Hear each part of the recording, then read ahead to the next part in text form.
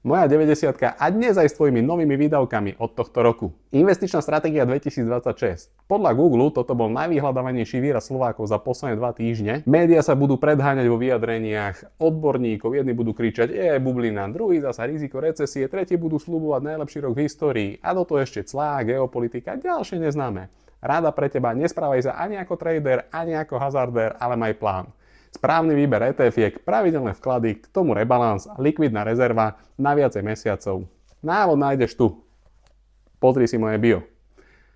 Konsolidácia v praxi, od CZČO si štát hneď od začiatku zobere oveľa viac.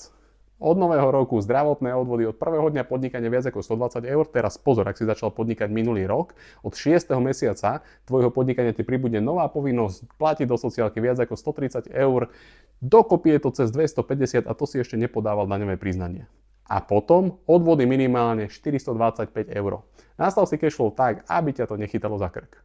A bez plánu ťa to bude veľmi bolieť. Myslím konsolidáciu a dopad na reálny život. Od nového roku tu máme progresívnu daň z príjmu 35% pre ľudí, ktorí zarobia 75 000 a viac ako základ dane. Dividendy budeme mať zdaňované 10%. Pri starších ziskoch ti hrozí aj riziko odvodov do zdravotky. Záver, bez finančného plánu s daňovou stratégiou zbytočne palíš peniaze. Ak máš tomu postreh, napíš mi ho do komentu a nezabudni si stiahnuť free verziu mojej novej knihy.